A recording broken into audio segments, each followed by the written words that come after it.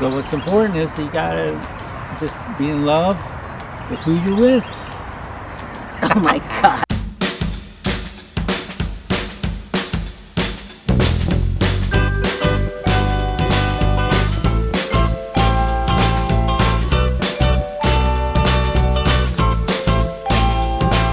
Last night I saw snow falling all around, and every flake reminded me that all of us in harmony can be different but find the middle ground. And I'd like to be the first to say that seeing all you here today makes me better. It makes me bold. I feel so blessed. You make me whole. So come here, let my love surround you. Know if I could change the world, I wouldn't do it without you. And when we go our separate ways, it's nature that we only change if the good things remain. Let's keep the faith. We gotta keep the love. Keep being different. Keep having fun. Should you get lost? Hi, welcome back to Kenton and Habiba. And I have my wonderful husband here. We've been married for over 20 years. And we're here today to talk about the Loving Day anniversary. For those of you who don't know what that is, Kenton? Oh, well, Loving Day refers to the upcoming day, which is Monday, June 12th. That's the anniversary of the Loving versus Virginia case. It's a Supreme Court decision that outlawed the anti-interracial laws that were in the southern states that banned interracial marriages. It made it a crime for people like ourselves to fall in love and to become married. And this specific case was a Virginia couple that were married, and they were actually thrown in jail and fined. Back in the 1960s, 1950. marriage is different, or your interaction is any different. Look, I don't even know how to even answer that question, because marriage is different for everyone for all kinds of reasons. Right. It's not just about race. Which is, again, I'm going to get into the whole thing of water, but race is a social construct. It's not even a scientific construct, or even a construct that's really based in any depth of reality. It's a social construct. We create these differences. Right. What differences that separates people really is more of religion and culture. I mean, more people will be different by just the simple how they view, how they raise their children, and the values that. I think what makes us different really has nothing to do with the race. I think there are some cultural differences when you come into a marriage you may have to adapt to. Right. Those are more where conflicts can occur. Right. But I think it's also how you handle conflict. People are just different. You can have people that are very similar in background, and they still have conflict about food preferences, you know? Right. I mean, people fight over where they're going to eat all the time. Right. It's just a question of how you manage conflict, maintaining respect, having differences of opinion, you know. Now, did you have any reservations when you think back? Did you have any reservations about being married to a black woman, say, than being married to an Asian woman, or being married to a white woman? No, because that's not the point. When you fall in love and you love someone for who they are, that's all part and parcel. If that's how your thought process is of the world, then you're going to miss a lot about the world. That's sad, because what you're doing is you're compartmentalizing and you're putting everything in these narrow little boxes. Right. You know. And I mean, race is a very superficial thing. It's a social construct. As we've said in an old video before, a lot of it has more to do with values. Your value system. Oh, you know, you can find two black people that have completely different values, completely different educational backgrounds or social backgrounds, and aren't going to get along. So there is that assumption that somehow being of the same race is going to create a better union. I mean, it's more about having a cultural affinity.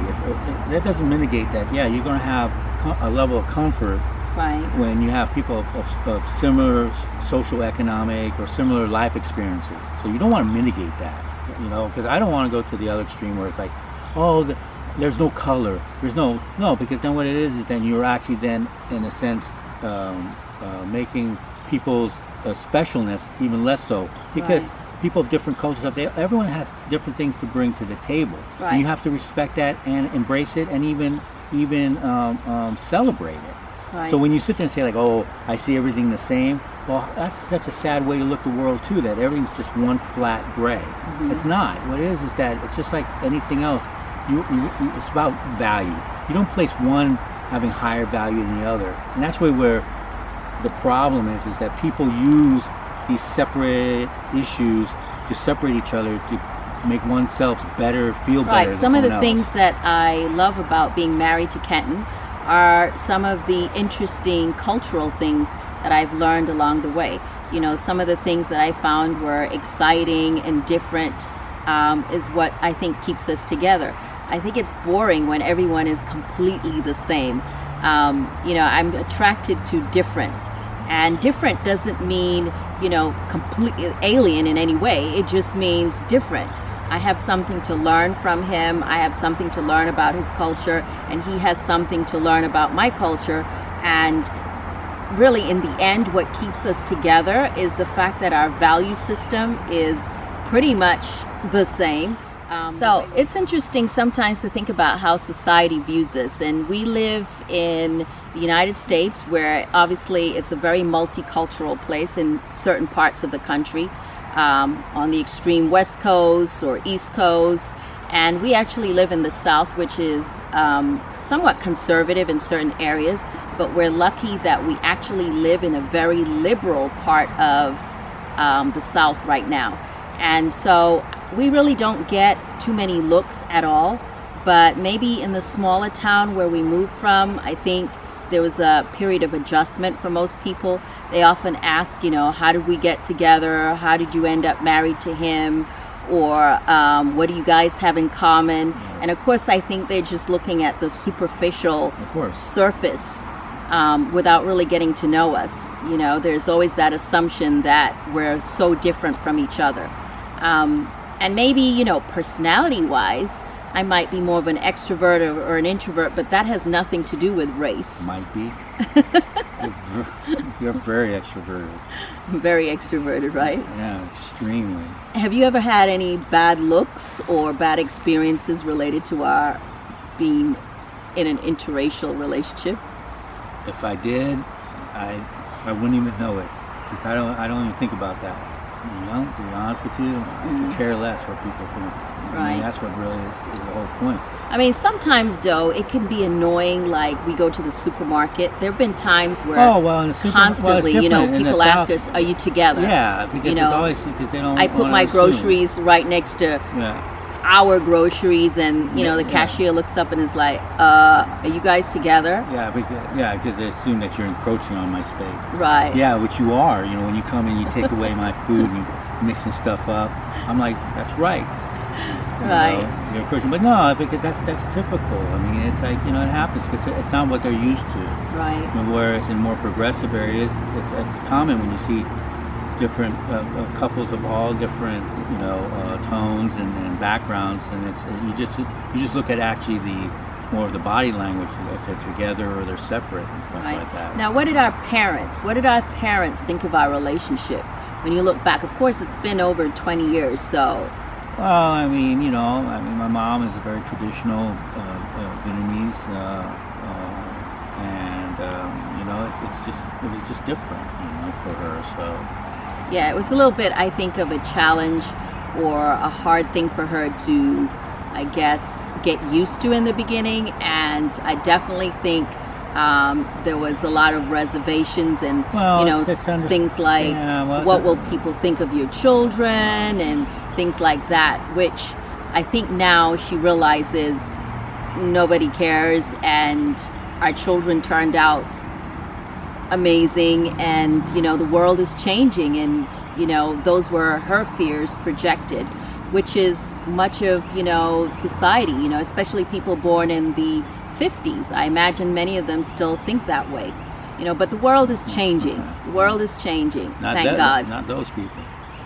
I'm going to tell you right now, I'm going to sugarcoat it and think, okay, there is a segment of the population above a certain age that you ain't going to change anything, you know, but you just go on with your life. See, that's the thing, you know, you just go through, you soldier on, Because if you live your life for other people and you're concerned about it, you're not going to be happy. You just need to Right. I focus mean, on what love you is gotta love.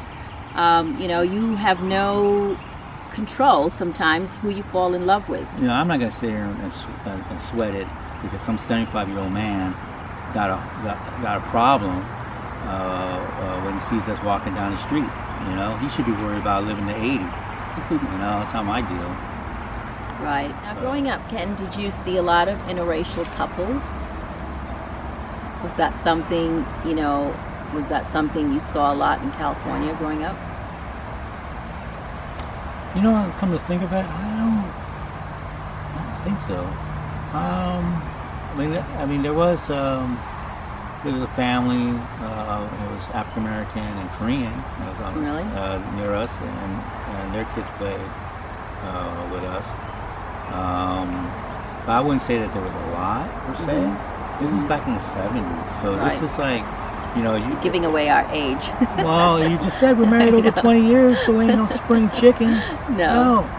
But in the 70s, there was a lot of racism. I mean, I remember clearly walking down the street and being called Zip and Gook, and you know, this was like, you know, the Vietnam War was still, you know, it was just winding down, but you know, we still had military action, and you know, you had a lot of issues. And California is a bedrock of racism. Southern California, especially Asians. See, that's the thing. There's a lot of anti-Asian stuff, and you forget they passed in California laws against Asians for not voting. Oh, really? Yeah, and then when World War II, they did the settlements, and they took all the property and businesses away from Japanese Americans and gave them to whites. And they started businesses and stuff. See, no one knows about stuff like that. Right. And that they took business away. So yeah, growing up in Nigeria until I was 16, I really didn't see any interracial couples. I mean, everybody was black, and there's nothing wrong with that. Those were my role models. But I always found myself attracted to people from other countries. So we did have a lot of immigrants that would come in to teach. We had a lot of Indians, we had a lot of Middle Easterners, we had whites from different countries, we even had Americans, Canadians. So I always saw in school people from other countries and was always attracted to them. And also because I think I always grew up feeling like I was of mixed culturalism, a mixed culture, if you will. Although my parents were both black per se, my father was African and my mother was Caribbean, so that kind of shaped my idea of what families were. We were mixed culture. You know, I learned things from other people's cultures, and I really liked that. So, but growing up, I really did not see, you know, black and white or Asian and black or anything like that. I think I remember seeing the first interracial couple that I looked up to was Donna Summers. For those of you who remember Donna Summers, the singer from the 70s, I remember seeing a picture of her kids and thinking they were so beautiful. For me, definitely multiculturalism and cultural diversity is definitely a plus. I think that human beings are unique and beautiful, and we should celebrate each other's cultural differences. And also, I think it helps to understand that in the end, we're all human beings. We all have the same needs and desires. We all want to be successful. We all want someone to love. We all want to be loved. The most important thing is you just got to have fun with each other and celebrate your differences and you know, support each other as individuals and with respect. That's the most important thing. Right. You know, I'm blessed to be married to my best friend, and I have... Who's that? And we've been married for over 23 years. It went by like this. We have 3 beautiful children, and I wouldn't have it any other way. And our race has nothing to do with anything. I hope you've enjoyed this segment with us, Kenton and Habiba. I hope you'll come back. I hope if you haven't subscribed that you subscribe, give us a thumbs up. If there is a question that you have and you'd like to ask us, we'd be more than happy to answer it for you. Yeah, so it was really fun being here with you, and I hope you'll come back soon. Take care now.